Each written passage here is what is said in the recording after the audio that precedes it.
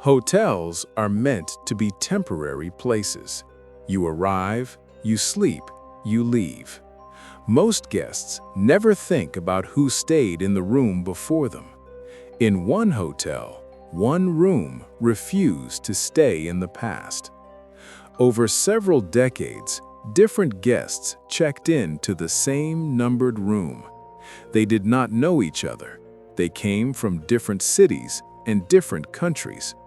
Yet many of them reported the same thing after one night inside. A sudden feeling of fear, confusion, a sense that something was wrong. Some guests asked to change rooms in the middle of the night. Others checked out early without explanation. A few never checked out at all. At least 3 deaths were later connected to that room. Each was ruled accidental or self-inflicted. No crime scene was ever officially declared. Staff noticed patterns, but nothing was written down in one place. The room was sometimes closed without reason. At other times, it was rented as usual. Records show gaps where booking information should have been. No public explanation was ever given. Police treated every incident as separate. Different years, different people, different causes of death. There was no single investigation that connected them. Without a pattern, there was no case. What happened inside that room may never be fully known. Whether it was coincidence, neglect, or something hidden by routine paperwork remains unclear. What is certain is that for decades, people walked into that room and left changed, or did not leave at all. The earliest incident connected to the room dates back several decades.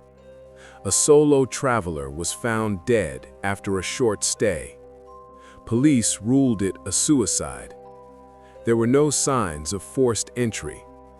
The case was closed quickly, and the room returned to service. Years later, another guest was rushed to a hospital after showing severe psychological distress. The guest reported panic, disorientation, and a belief that someone else was inside the room.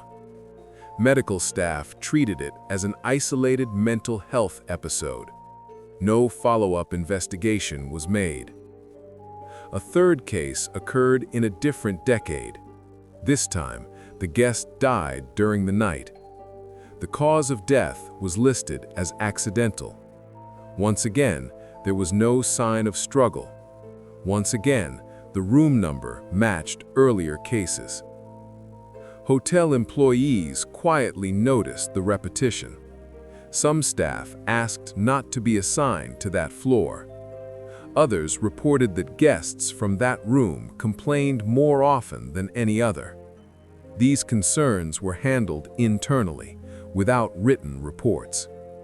The room was closed and reopened multiple times, sometimes for renovations, sometimes with no explanation at all. Booking records show missing dates and altered logs. No authority ever requested a full history of the room. Each event was treated as complete on its own. There was no timeline created, no review of patterns. Over time, memories faded, staff changed, and the room continued to accept new guests. What disturbed investigators later was not one death, but the reactions of survivors. Guests described the same symptoms using similar words: a heavy pressure in the chest, sudden fear without a clear reason, trouble thinking clearly.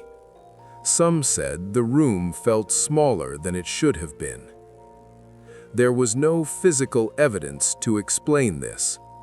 Air quality tests, when done, showed nothing unusual. No gas leaks were recorded. No toxic materials were officially found. The building passed inspections each time it was checked. One theory focused on psychology. Hotels can be disorienting places. Low light, unfamiliar sounds, and isolation can trigger anxiety. But this did not explain why the reactions were tied to one specific room and not others nearby. Another theory involved the building itself. Some experts suggested infrasound, low-frequency noise that can cause discomfort or fear. Others mentioned electromagnetic fields. These ideas were never formally tested in the room.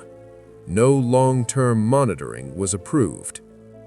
There were also quieter theories shared only off-record, that a serious incident occurred there long ago and was hidden, that early mistakes forced later silence, that paperwork, not evil, buried the truth. None of these theories were proven. What remains is a pattern without an explanation. Not enough evidence for a crime, too many similarities to ignore. The room became a place where questions stopped being asked. This case matters because patterns were never treated as evidence. Each event was filed, closed, and forgotten. Bureaucracy did what it often does best. It separated related events until they no longer looked connected. When investigations focus only on single moments, long stories disappear.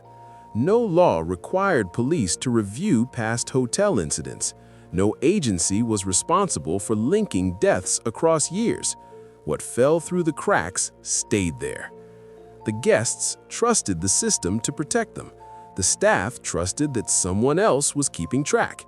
In the end, no one truly was. If something dangerous existed, it stayed invisible.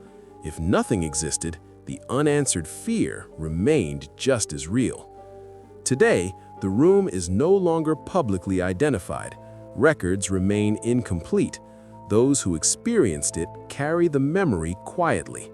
The hotel continues to operate, unchanged in official history.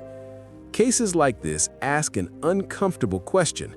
How many truths are lost not to violence, but to routine paperwork? If you have a theory about what really happened in that room, share it below. Subscribe, like, and stay with us for stories that refuse to disappear.